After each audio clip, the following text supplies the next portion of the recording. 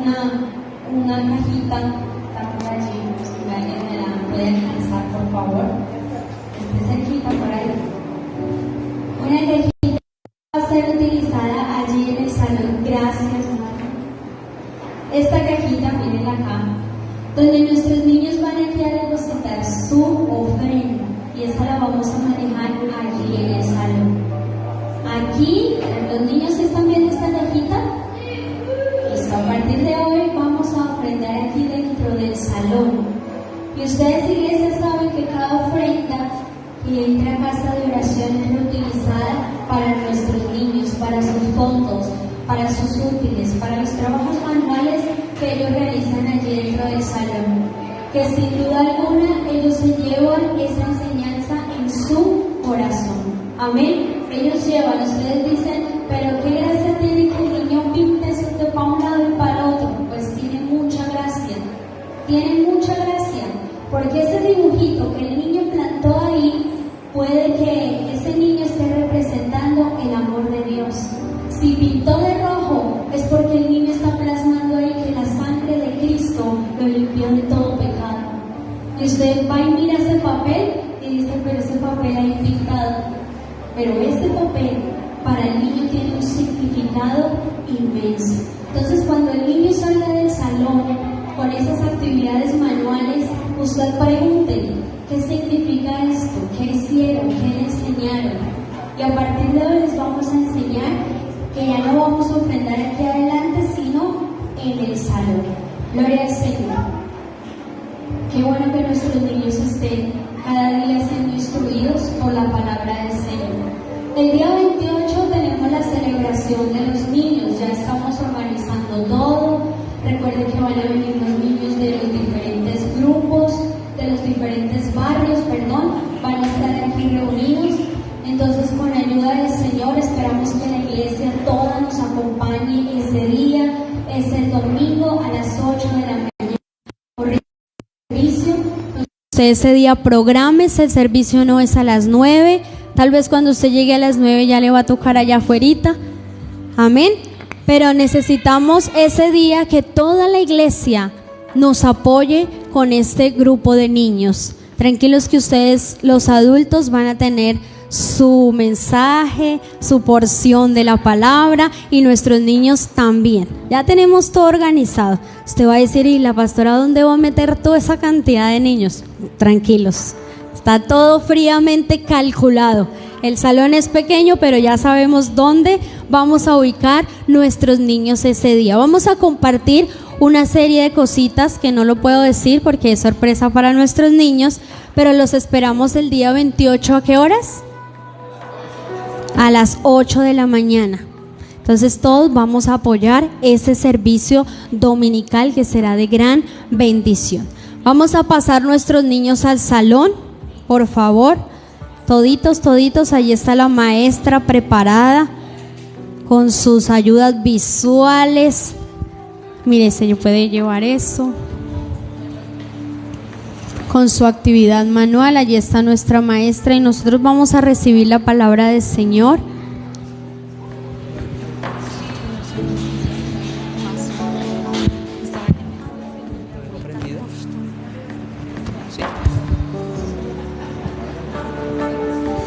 Gloria al Señor. Buenos días. Dios les bendiga.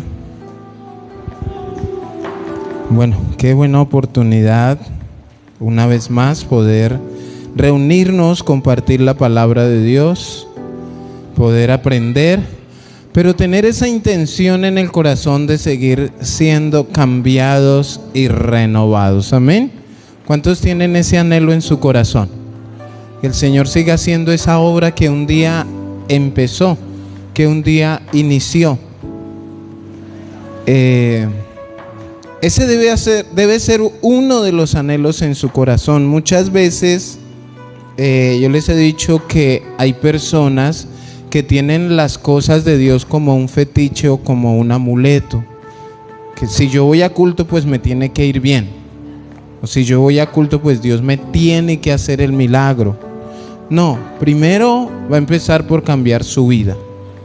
Esa renovación que usted y yo necesitamos para ser justificados.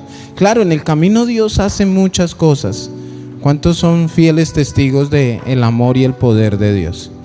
Tenemos un Dios de milagros, un Dios que sana, un Dios que restaura, pero no nos conformemos con que Dios haga su parte. También tú y yo debemos hacer la nuestra. Debemos poner ese grano de arena. Y ese grano de arena que nosotros podemos aportar es reconocer que somos pecadores. ¿Sí? Hoy vamos a estudiar algo bien interesante, algo que yo creo que es pertinente que todos aprendamos. De pronto usted ya tenga algo de conocimiento y me parece muy bien. Y recuerden que el jueves en la transmisión hablamos de para qué la gente a veces toma el sacrificio de Cristo o las cosas de Dios, ¿no? Y es para enorgullecerse. ¿Conoce usted por ahí alguno que sea altivo y prepotente porque dice ser cristiano y lo mire por encima del hombro y lo rechace y pretenda que usted no está a la altura de esa otra persona porque se siente el superungido? Esa es la historia entre el fariseo y el publicano. ¿La recuerdan? Que el fariseo era humilde, ¿no? No, el fariseo era bien prepotente y bien orgulloso y le gustaba hablar de que no soy como estos, rechazando a la gente. Pero también se enorgullecía porque ayunaba y porque diezmaba. Pero estaba el publicano ahí a su lado, orando. Mientras que el fariseo se ponía en pie para que lo vieran, el publicano estaba por allá en un rinconcito arrodillado, que no quería ni siquiera levantar la mirada de la vergüenza que sentía delante de Dios por los pecados que había cometido. Y lo único que él decía era: Señor, sé propicio a mi pecador. Él no se enorgullecía de nada, ni se sentía altivo, ni nada. Él quería y necesitaba el perdón de Dios. Los dos iban al templo, los dos iban a orar, pero solo uno salió justificado. Y es lo que tú y yo debemos entender. Hermanos, mire, hay un paquete de cosas que Cristo quiere darte, entregarte y hacer por tu vida. Pero, hermanos, la justificación, el perdón de nuestros pecados es más importante que cualquier otra cosa. Lo otro creo que lo hemos luchado y lo hemos peleado aún en nuestras propias fuerzas aquí en la tierra. Pero entonces dejemos que Cristo sea el que haga la obra. Ahora, Cristo no fue a la cruz para que nosotros seamos orgullosos, prepotentes o altivos. No. Pero ¿a qué fue Cristo? O sea, ¿qué hizo?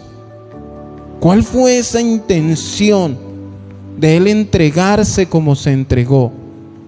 Muchas veces cuando no se entiende y no se conoce verdaderamente el sacrificio, pues pensamos que Él es un amuleto, como muchos lo tienen, colgado en la cama o detrás de la puerta de la casa. Lo vemos así, como un amuleto.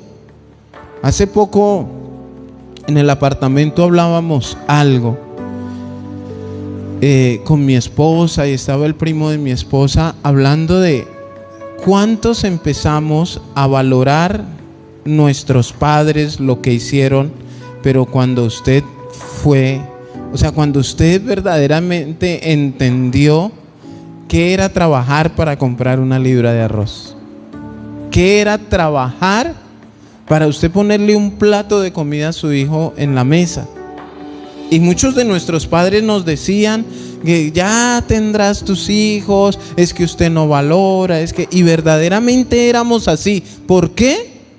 Porque no conocíamos la situación. Y muchos cristianos hoy en día son así, porque no conocen verdaderamente el propósito del sacrificio.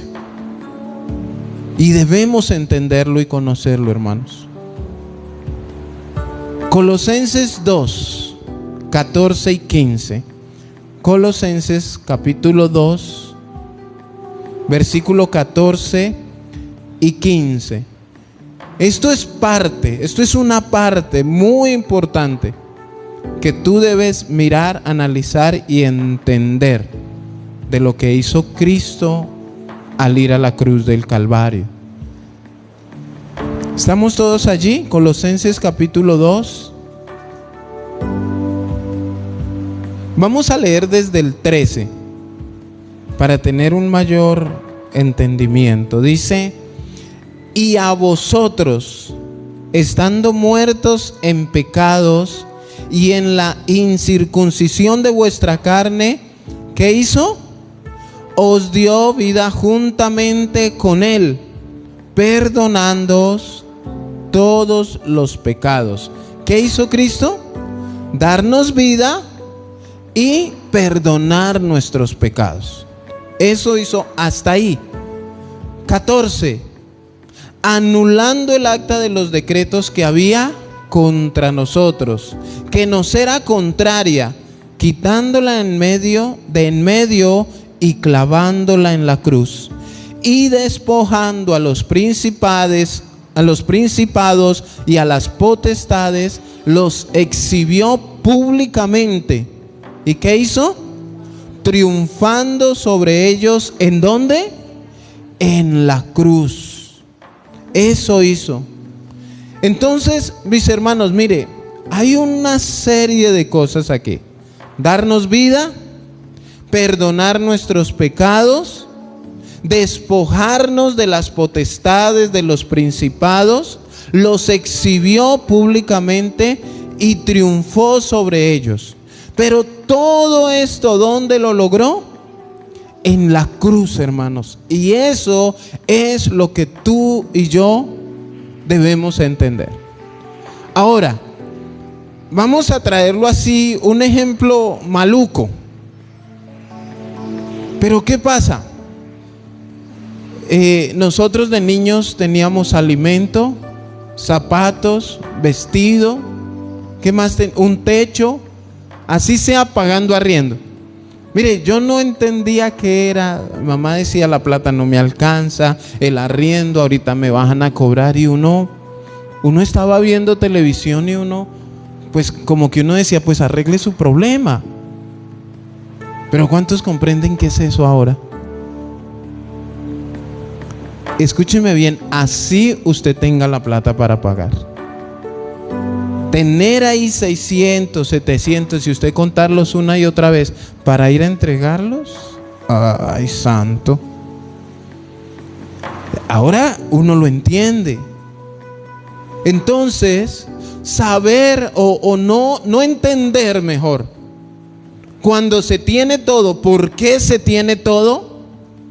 Tener perdón de pecados, tener libertad, tener vida, ser libre. Y no entender quién y cómo se logró eso, hermanos. El saber o el pretender que yo tenía alimento y vestido y de todo, fuera lo que fuera, tenía estudio, estando mi mamá en la casa haciendo nada. No, hermano, ella tenía que salir a enfrentar esta vida para poder dar a sus hijos lo que necesitaban. Cristo tuvo que enfrentar para darnos a sus hijos lo que necesitamos.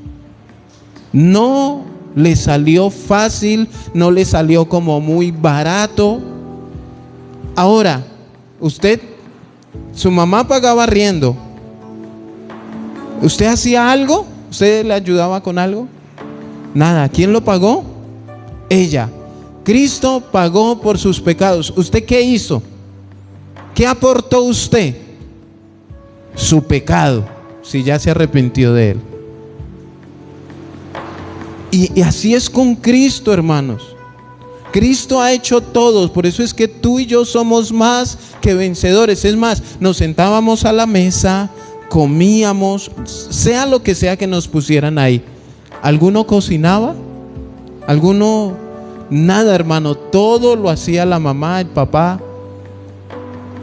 No lo entendíamos y ahora sabemos qué es eso. Entonces yo te invito, hermano, a conocer de Cristo. A vosotros estando muertos en pecados. ¿Cómo estábamos? Muertos. No teníamos opción, no teníamos oportunidad. Por nuestra carne, hermanos. ¿Qué hizo Cristo? Darnos vida juntamente con Él. ¿Por qué especifica que la vida nos la da juntamente con Él? Porque aunque Él nos haya dado vida, si no estamos aferrados a Él, no la vamos a aprovechar correctamente. ¿Cómo vivías tú cuando estabas sin Cristo? Tenías vida, físicamente hablando, ¿pero la aprovechabas? No. Entonces, tener vida y estar juntamente con Cristo es lo correcto. Y nos perdonó. ¿Cuántos? Todos los pecados. Esa es la intención que Él tiene, que todos nuestros pecados sean perdonados. Pero viene el 14 donde dice, ¿qué más hizo? Y es donde yo me quiero enfocar, anulando el acta de los decretos que había ¿contra quién? Contra ti y contra mí. El acta lo anuló. ¿Qué es el acta de esos decretos? Es un documento de deuda. ¿Alguno de ustedes ha tenido una deuda donde usted firmó? Y esa vaina lo tiene, la hermana Nubia nos hace, lo tiene de aquí, que usted como que sería capaz de hacer lo que fuera para que lo soltaran. Bueno, algo similar, pero más delicado hizo Cristo. Había un acta, un documento, y dice que ese documento, eso es lo que significa acta de los decretos. Era un documento escrito a mano. ¿Quién escribió a mano la ley? Dios. Ahora, ¿qué hacía la ley? Condenarnos. O sea, en la ley no había solución. Si había un adúltero, ¿qué hacía? ¿Qué decía la ley con el adúltero?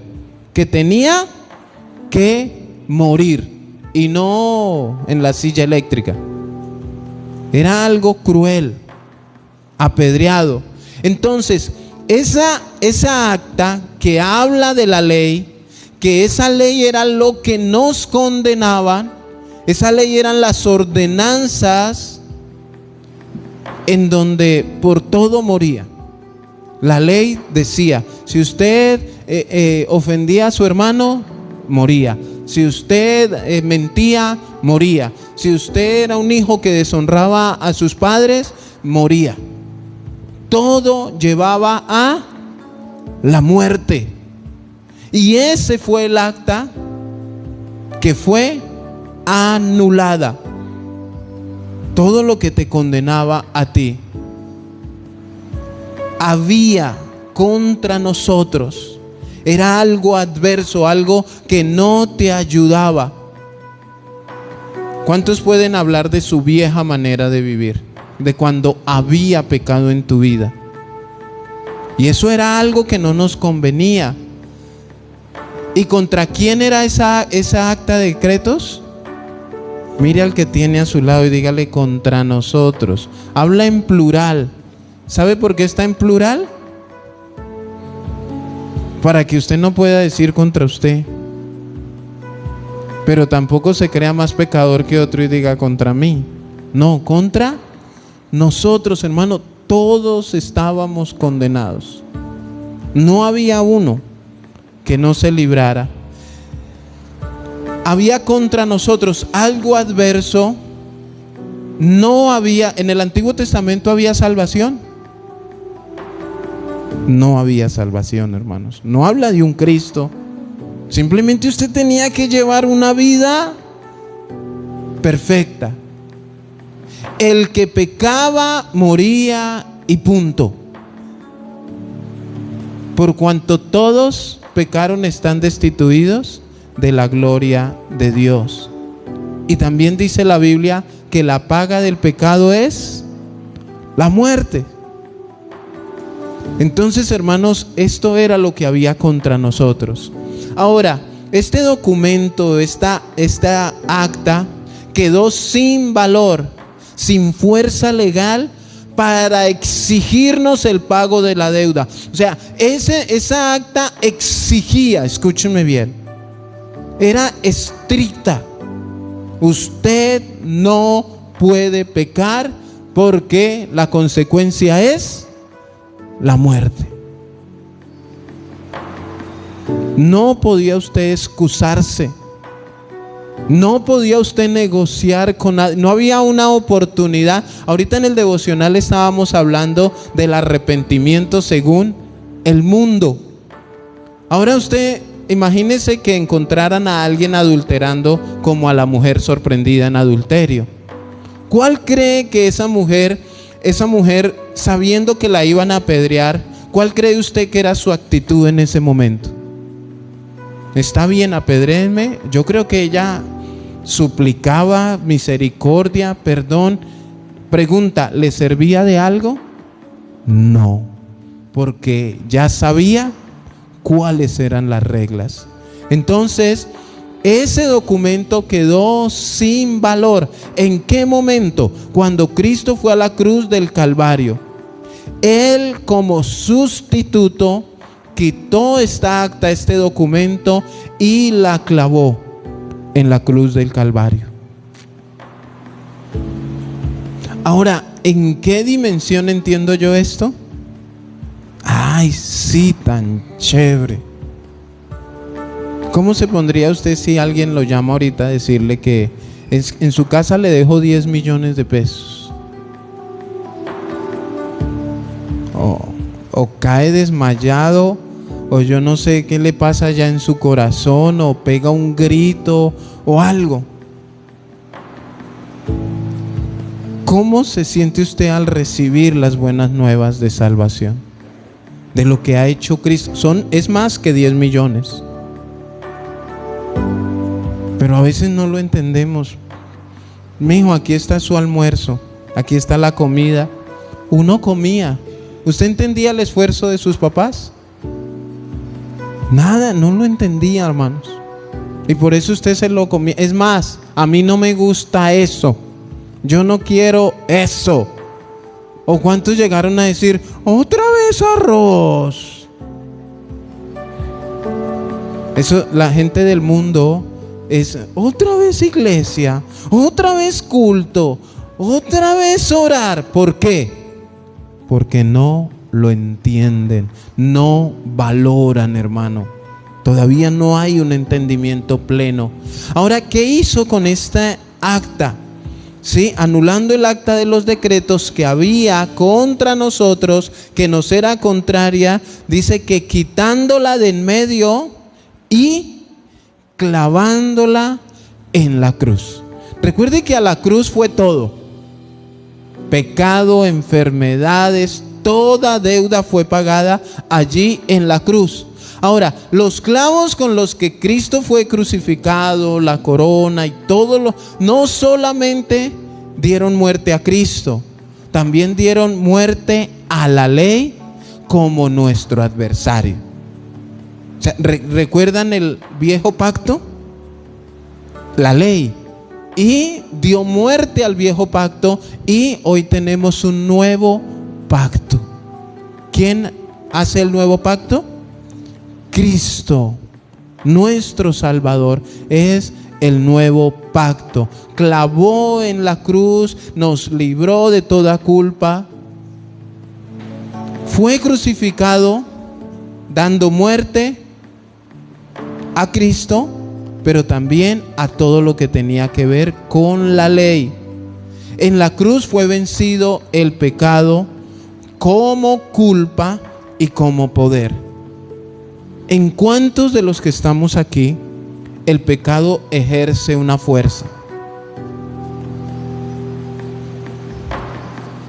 Nos quiere controlar, nos quiere dominar. ¿Por qué? Porque en ti y en mí hay una naturaleza pecaminosa, hermanos, que siempre que aparece eso, nuestra carne quiere acceder frente al pecado. Pero ¿qué es lo que hace que tú y yo no accedamos, no caigamos ahí?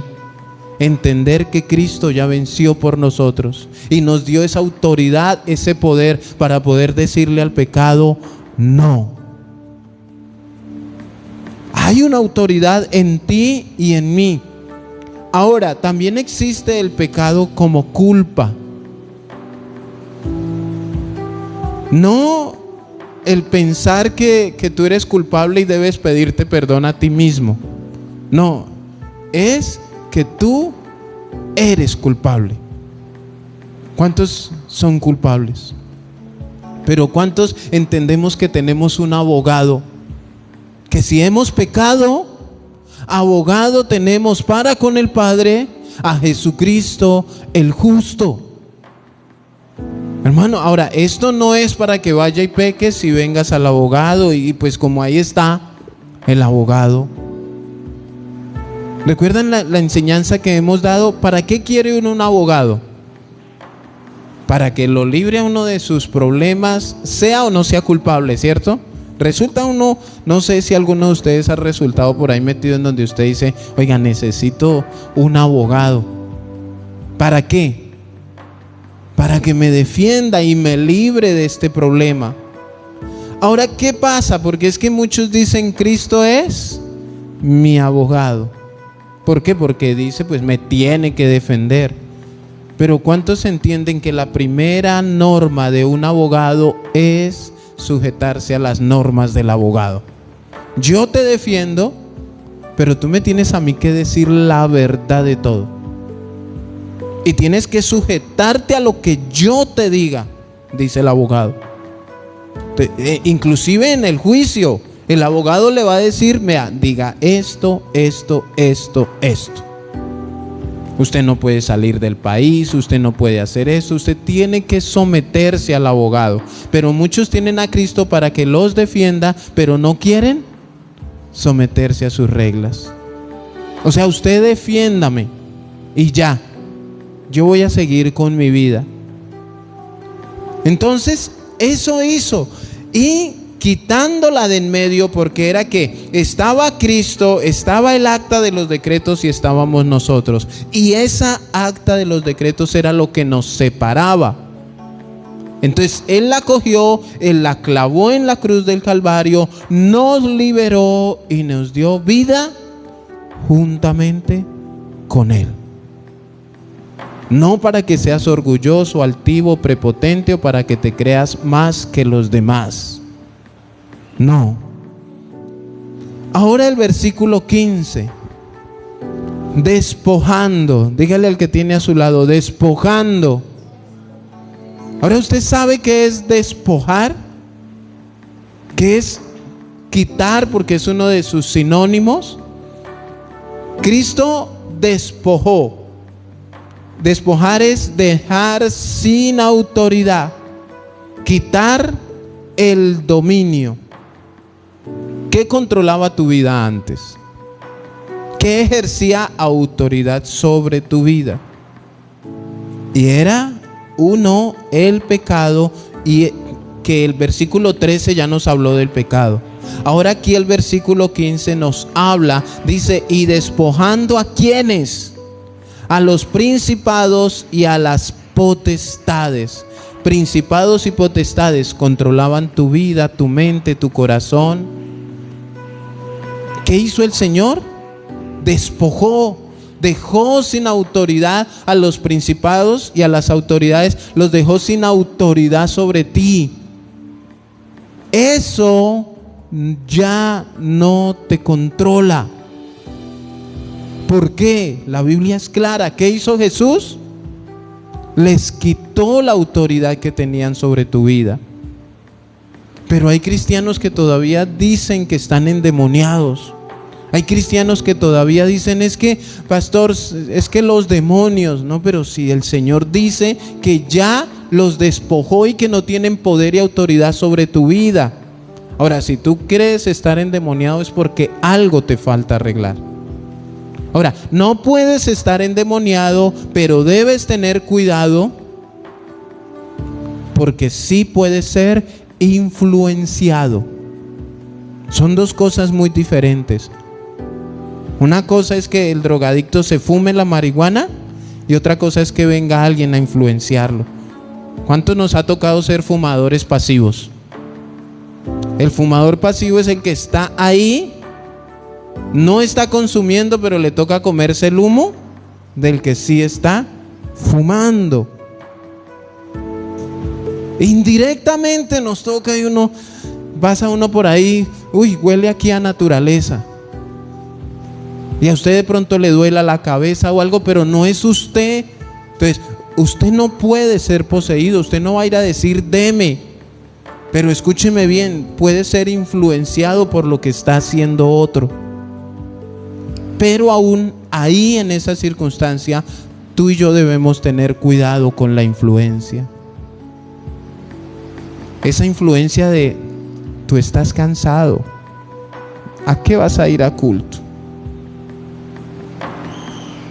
Y de pronto se deja influenciar, perdió la bendición. No le voy a decir que le va a ir mal, porque sería yo un mentiroso. En mí no está la potestad de a quién le va bien ni a quién le va mal. Pero escúcheme bien, está siendo desobediente. Está siendo desobediente. Entonces, despojando a los principados y a las potestades. ¿Qué más es despojar? Porque yo quiero que usted entienda claramente qué hizo Cristo. También despojar es quitar las armas y el uniforme. ¿Qué pasa cuando en la calle un ladrón ve a un policía uniformado? Se queda como quietico, dice aquí no es, mejor vámonos. Pero ¿y si el policía está en civil y el ladrón no sabe que es policía? O sea, no tiene lo que hace que nosotros entendamos que es una autoridad, que es el uniforme. ¿Será que lo respetan iguales? Ahí es donde surge la frase: ¿usted no sabe quién soy yo? Pero cuando se tiene el uniforme, el policía tiene una autoridad. Si no tiene el uniforme, no tiene autoridad. Eso hizo Jesús con los principados y las potestades. Los despojó de sus armas y de su uniforme de alguna manera. Ya no pueden ejercer autoridad sobre tu vida. O sea, no puede un cristiano decir estoy poseído. O sea que el Espíritu Santo está compartiendo su templo con un poco de demonios. O mejor se tiene que ir el Espíritu Santo. No, hermanos. Mire, hay cosas, y aquí es donde tú y yo debemos diferenciar. Una cosa es el pecado, otra cosa es una posesión demoníaca. Eso nos dice, versículo 13 finaliza diciendo, perdonando todos los pecados. Pero aparte de perdonarlos, en el 15 habla que también nos despojó, porque son dos cosas totalmente diferentes. Y hay un error en muchos líderes de darle a entender a las personas que el ser borracho es una posesión demoníaca, que el adulterio es una posesión demoníaca, que la mentira es una posesión demoníaca. No es así. El adulterio, la borrachera y la mentira son pecados de los cuales tú y yo tenemos que arrepentirnos y apartarnos. Eso entre muchos de los que practicábamos. ¿Por qué? Hermanos, si el ser borracho, el consumir alcohol es de los demonios, yo le digo a la persona, no se preocupe, siga tomando. ¿Pero por qué? Porque pues no es usted, son los demonios. Y si usted todavía está endemoniado, ¿qué quiere decir? Que Cristo no ha querido liberarlo. Entonces usted no tiene culpa de nada. ¿Sí funciona así? No, hermanos. Vuelvo al comienzo. Lo que tiene que hacer Cristo, Él ya lo hizo. Ya fue a la cruz, ya nos liberó, ya perdonó nuestros pecados, ya nos despojó. Ahora tú y yo hagamos nuestra parte, arrepentirnos de nuestros pecados. Eso es lo que nos toca a nosotros. Tomar la firme decisión de dejar de mentir, dejar de adulterar, de fornicar, dejar todo eso, pedir perdón y apartarnos. Por eso habla de que ya perdonó pecados, pero también despojó a los principados y a las potestades. Los despojó. Los principados. Esto de los principados es un gobierno. Un gobierno en el mundo entero, hermanos. Principado es de donde viene la palabra príncipe, que controla. Un reino, hablando en este caso del reino celestial. Y las potestades ejercen un poder sobre las vidas y controlan aún su estado de ánimos. Controla, hermano, estar endemoniado no es que usted se emborrachó. ¿Ustedes recuerdan en cuál era la condición del endemoniado gadareno? ¿Estaba borracho o drogado?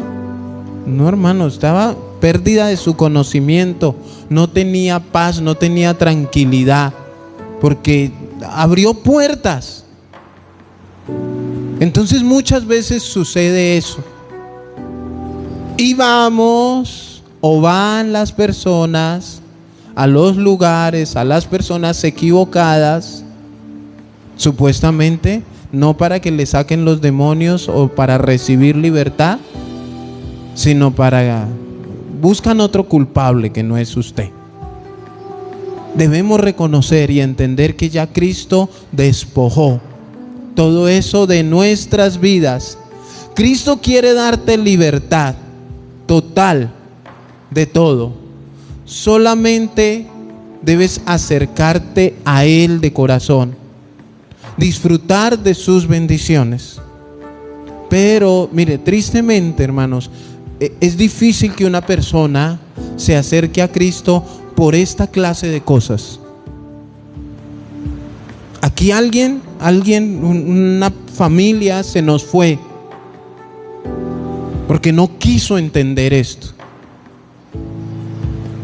No quiso digerir eso de, hermanos, no solamente, tú no puedes vivir dándole gracias a Dios solamente por lo material, porque es lo que el mundo asocia con las bendiciones de Dios.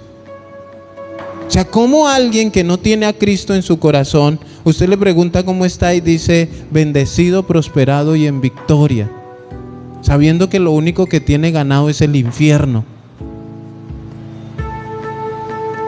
Y no está bajo la bendición de Dios.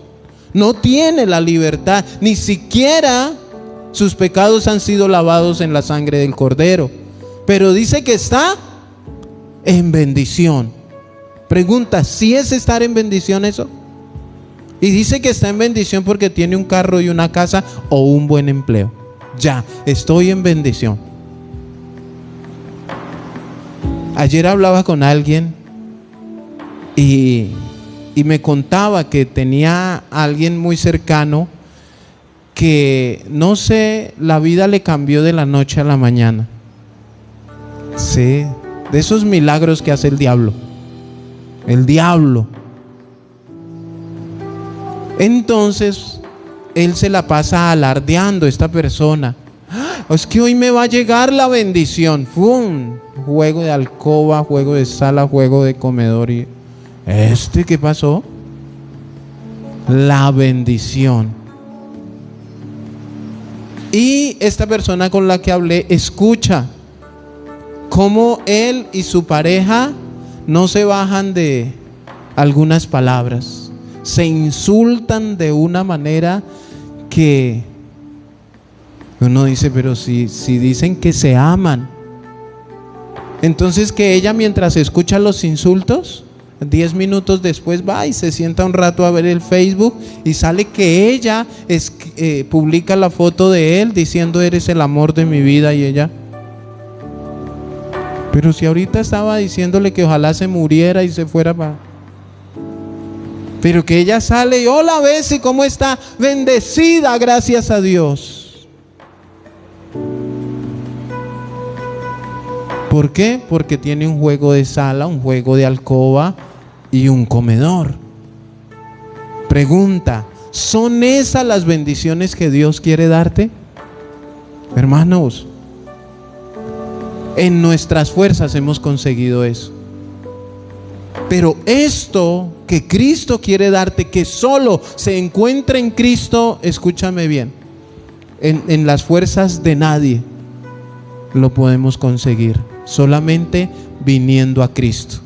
Escúchame bien, ni siquiera asistiendo a una iglesia, es yendo a los pies de Cristo, arrepintiéndonos, creyendo en Él. Ahora, no estoy diciendo que no te esfuerces por un juego de sala, un comedor y un juego de alcoba, tu carro, tu casa, tus cosas. Tenemos que esforzarnos. ¿Cuántos quieren tener una mejor calidad de vida? Yo creo que todos. Pero hermano, ¿de qué le sirve al hombre ganar el mundo si su alma se pierde? Ese es un versículo bíblico. ¿De qué le sirve morirse dejando un carro último modelo, BMW, finca y apartamento en Miami? ¿De qué? Claro, como está más aferrado a esto, pero no entiende todavía lo celestial que es mejor. Entonces, por eso, hermanos, debemos entender y tener claro qué ha hecho Cristo a nuestro favor, que nosotros en nuestras fuerzas no podemos alcanzarlo. Despojó a los principados y a las potestades, los exhibió públicamente, triunfando sobre ellos. ¿Cómo está Cristo? Sobre ellos. Mayor es el que está en mí que el que está en el mundo. Cristo siempre va a estar sobre lo económico, sobre lo laboral, sobre el pecado, sobre la familia, sobre todo, sobre los principados, sobre las potestades, sobre la muerte. Él es mayor que todos. Pero algunos tienen a Cristo, cuando se enferman, lo quieren poner sobre la enfermedad. Pero tienen un buen trabajo, ¿y qué le dicen? Como jugando Tetris, los de mi generación. Un buen trabajo donde gana millones, ¿y qué hacen a Cristo? Bájese y la plata encima. Cuando se quedan sin trabajo, Señor, eche para arriba. Ay, el Señor se olvidó de mí. No, tú lo rechazaste. Porque preferiste, tuviste otras prioridades. De donde Él debía estar, tú lo quitaste, tú lo bajaste. No es que, mire, esto le pasa a muchos hombres que consiguen un hogar y no comprenden la responsabilidad que adquieren. Y todavía quieren seguir, dicen las mujeres, con sus amigotes. Y le dan la prioridad ¿a quiénes? A sus amigotes. ¿Dónde estaba? Con mis amigos. ¿Para dónde va? Para donde mis amigos. Y eso no es que un amigo está cumpliendo años. Y todo es los amigos. Y cuando la esposa se quiere ir, ahí sí quiere reflexionar. O sea, coge los amigos, los pone aquí encima. Y cuando ya la familia aquí abajo, ay, ahora sí quiere. Y yo le decía a mi esposa hace poco, ¿por qué cuando el malo del paseo, de la historia, quiere cambiar, reflexiona, perdón, no lo vuelvo a hacer, el bueno ya no quiere? ¿No les ha pasado? O sea que ya ahora, y es en serio porque le lloran a uno y todo, con lágrimas de cocodrilo, etcétera. Pero ya la persona dice ya no, o sea, ya por más que le ruegue, no quiere la otra persona. ¿Y es por qué? Por no haber valorado y por no haber conocido la importancia de tener una esposa, de tener un esposo, etcétera, etcétera, etcétera. Entonces, exhibió públicamente. Los exhibió a todos. Y esto habla, ¿a cuántos les parece algo glorioso? Los que podemos traer a la mente el sacrificio, ese momento de Cristo en la cruz del Calvario.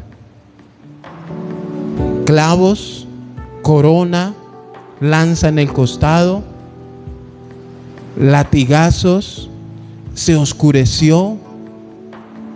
Recuerde que dijo, consumado es. ¿Cuánto les parece ese momento el más glorioso? Hasta el momento de su resurrección. ¿Ustedes cómo creen? Mire, esto le pasa al envidioso, al egoísta. Cuando creen que a alguien le está yendo mal o que quiere que le vaya mal y de un momento a otro resulta bien. Si usted cree que el diablo se imaginó y todos los principados y las potestades que Cristo iba a resucitar y que los iba a vencer, ¿cómo creen que se veía todos ellos? Los que han visto la pasión de Cristo ven cómo se personifica a Satanás y ve que él se alegra de pensar que lo estaba venciendo. En todo el camino al Calvario, cuando lo ve y lo muestran, cuando es algo terrorífico esa imagen, cuando muestran al que es supuestamente el diablo, pensar que lo estaba venciendo y no darse cuenta que lo que estaba era recibiendo una victoria que no se imaginaba nadie, ni el mismo diablo se lo imaginaba. Y esto era, hermano. Entonces, ¿qué hizo? Exhibió, y habla como de un espectáculo. Algo de la manera en la que él se manifestó. Y daba a entender en este momento, porque el término exhibió es un término griego que da a entender de las peleas de los gladiadores en las grandes finales en Roma.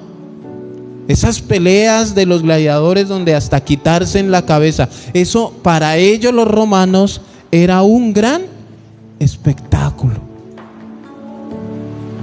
Hermanos, la muerte, el sacrificio de Cristo y la resurrección para nosotros debe ser el gran espectáculo, porque Él venció, Él triunfó. El espectáculo más electrizante, más glorioso, más maravilloso para los espectadores. ¿Por qué? ¿A cuántos han visto fútbol o algún deporte donde hayan competencias? ¿Cómo se siente usted cuando pierde su equipo? Eso hasta frustrado se levanta uno, ¿cierto? Esto no sirve para nada. De 2 horas ahí sentado y hasta vergüenza me hicieron pasar. Pero ¿y cómo se siente cuando gana su equipo? ¿Qué hace usted? Publica su victoria. ¿Alguno ha publicado su derrota? Nada, ¿cierto? Doy gloria a Dios porque mi esposa se fue. No le toma foto a la esposa y la publica. Que está bendecida, prosperada y en victoria. Cuando su equipo gana, publica y uno alardea, hermanos. Uno llama al que uno conoce que es hincha del otro equipo a sacarle el enojo. ¿Y qué pasó? ¿Pero por qué? Porque ganó. Hermanos, Cristo venció. Por eso nosotros tenemos que gloriarnos en Él. ¿De qué nos serviría adorar a un Cristo que no venció? ¿De qué nos serviría a nosotros alardear de que es que está muerto? Al contrario, ¿cierto? Como que otros alardearían, se nos burlarían y no tendríamos nada que hacer ni que decir. Pero nosotros tenemos mucho de qué hablar y mucho que contar, porque en ese ese espectáculo venció el que tenía que vencer a nuestro favor. Venció el que nosotros queríamos que venciera a favor nuestro. ¿Quién te va a llamar o quién va a publicar a burlarse? Bueno, el que no tiene el conocimiento lo hace por su ignorancia. Triunfó. Y miren que ahí esta palabra dice, bueno, y despojando a los principados, a las potestades, los exhibió públicamente triunfando. ¿Alguno de ustedes ha tenido un triunfo que le dure para toda la vida? Una victoria que usted diga, el que estudió abogacía o estudió derecho, usted está en el cielo allá ejerciendo. ¿Alguno ha tenido un triunfo, una victoria para toda la, hablo eternidad? ¿Qué es lo único? La victoria de Cristo. Nada más, hermanos. Cuando dice que triunfó, habla de esa victoria. Y en el Antiguo Testamento, y como en el Nuevo, el término o la raíz hebrea, su significado es salvación. O sea, ¿qué hizo Cristo al ir a la cruz del Calvario? Darnos salvación. ¿Cuál fue el propósito de Cristo de ir a la cruz del Calvario? Carro, casa y beca. No, hermanos, fue darnos salvación. Pero también despojó principados y potestades. También nos dio vida juntamente con Él. También perdonó nuestros pecados, hermanos. Bueno, y a esto le podemos añadir un sinfín de cosas. ¿Cuántos tienen esa paz que supera todo entendimiento?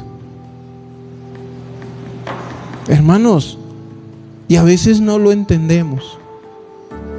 Hay personas que no tienen paz, no tienen tranquilidad y le echan mano a lo que sea. El médico le dice, tómese estas 37 pastas para que pueda dormir. Y ahí van. Se vuelven esclavos de un medicamento y no entienden que son problemas espirituales. ¿Cuántos entienden que poder dormir es una bendición de Dios? Y mire, hermanos, aquí terrenalmente muchos prefieren algo material que poder dormir tranquilamente. Y los que más cosas tienen son los que menos pueden dormir, entre otros que no tienen nada, ¿no? Pero hermano, no duermen por estar pensando en la plata, en el en el otro. No tienen paz. Son problemas espirituales de los cuales necesita ser libre de principados, de potestades. Porque es que, hermano, le digo una cosa: cuando usted está dormido, ¿usted tiene el control de su mente y de su corazón? Nadie. Cuando uno va a dormir, uno no está controlando absolutamente nada. Entonces, cuando usted se sueña cosas, ¿usted tiene culpa de algo? Usted está en un estado de inconsciencia, pero ¿qué está controlando su mente? Pastor, es que me soñé en el cielo y en el infierno. De pronto fue que comió muchos guineos, muchos frijoles. ¿Cómo puede ser que el Señor se esté revelando a su vida? Hay personas que se sienten mal siendo cristianas porque tuvieron un sueño desagradable. Es que me soñé atracando al señor de la esquina. Por mi culpa, por mi culpa. No, usted no tiene culpa porque usted estaba en un estado de inconsciencia. Pero hay que meditar el por qué se soñó lo que se soñó, espiritualmente hablando. espiritualmente hablando. Entonces, mis hermanos, Dios quiere estar en control de tu vida, pero en un área integral. Porque es que muchos quieren colocar en las manos de Dios solamente esa área en la cual tienen problemas. ¿Para qué? Para que se las solucione. Pero no quieren entregarle, hermanos, los pecados, no quieren. Mire, y si usted mira ahí Colosenses 2:8, ¿qué título, los que tienen Biblia, qué título tiene? Plenitud de vida en Cristo. ¿Cuántos quieren eso para su vida? Una vida plena, hermanos. ¿Qué debemos hacer? ¿A quién debemos aferrarnos? A Cristo. Pero también, escúcheme bien, muchas veces actúa ya, como otras veces, ahorita nos hablaban en el devocional, que muchas veces el Señor nos pasa por procesos. ¿En cuántos Dios ha obrado en algo que usted le ha pedido inmediatamente? Que usted dice, yo oré y el Señor se glorificó ya, o sea, no tuve ni que esperar. Yo creo que antes de haberle pedido, ya había obrado Dios. Yo creo que en muchos hemos tenido un milagro de esa manera. Pero ¿cuántos llevamos pidiéndole algo a Dios? Y llevamos pidiéndole, y usted mira hacia atrás y dice, llevo un año. El pueblo de Israel miraba hacia atrás y ¿cuánto llevaban? 40 años. Pero hubieron cosas cuando le dijeron, Señor, tenemos hambre. ¡Pum! Empezaron a caer las codornices. Señor, tenemos sed. Agua de la peña. Señor, ahí está el mar. Pero en medio de esas cosas que les daba inmediatamente, también estaban siendo procesados. Yo sé que Dios va a obrar y te va a dar cosas que tú le vas a pedir inmediatamente. Pero eso no quiere decir que el proceso haya terminado. Porque Dios quiere un cambio total en nuestra vida. O sea, imagínense que solo se tratara la vida cristiana del milagro que tú quieres. Ya, Señor, ay, gracias. ¿Qué haces?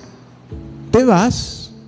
Ya, porque eso hace la persona que busca de Dios solamente por un milagro. Eso es lo que hace. Cuando lo consigue, se va. Por eso es que la vida cristiana no se trata de un milagro. El Señor te lo va a añadir en el proceso. Te lo va a entregar, va a obrar, va a sanar. Pero escúcheme bien. El propósito de Dios en el pueblo de Israel no era darles de comer en el camino. No era que tuvieran comida y bebida en el camino. ¿Cuál era el propósito de Dios? Llevarlos a la tierra prometida. El propósito de Dios es que tú y yo entremos al reino de los cielos. No que tengas un carro, una casa, no, eso te lo va a dar si está en su voluntad, porque no tiene por qué darlo, pero si está en su voluntad lo va a hacer. Pero no veas un propósito cumplido cuando Él haga un milagro en tu vida, porque el propósito de haber ido a la cruz es que tú y yo tengamos entrada en el reino de los cielos. Para eso fue Cristo a la cruz. Esa fue la obra del Padre al entregarnos a su Hijo a morir como murió. No para ser orgullosos, no para, inclusive, hermanos, es triste ver como alguien que dice ser cristiano, uno puede decirle, usted era más humilde antes de ser cristiano. Ahora que se volvió cristiano, se volvió altivo, orgulloso, prepotente. Era mejor persona antes. Y parece mentiras, pero así sucede en muchas personas. Y Cristo nos ha llamado a ser humildes, a que tengamos un corazón contrito y humillado. Eso nos manda el Señor por medio de su sacrificio. No nos enorgullezcamos. No toquemos trompeta, hermanos. Seamos humildes, sumisos delante de Dios y entendamos que esto, mire, yo lo repito constantemente. Lo único que tú y yo podemos aportar a todo esto es nuestro pecado. Sí, Señor, aquí está, soy pecador. Haz lo que tengas que hacer. Perdóname, límpiame, restáurame, renuévame. Pero no para que saques pecho, hermano, de algo que no hemos hecho. No para que seamos orgullosos de algo. No, yo me imagino, hermano, cómo sería el orgullo tan tremendo de nosotros si nosotros hubiéramos ido a la cruz y hubiéramos resucitado. ¿Cómo sería eso? Entonces, piensen usted mismo. Vencí la muerte.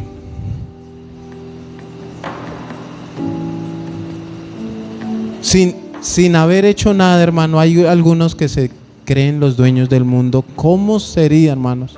Si hay algunos por ahí que dicen que van a pasear al infierno y al cielo, ¿qué tal donde nos lo pudieran sustentar con la Biblia? El orgullo y la prepotencia que tendríamos, hermano, como seres humanos. No, hermanos. ¿Quién hizo la obra? Cristo. Cristo Jesús, nuestro único y suficiente Salvador personal. Amén. Colóquese sobre sus pies.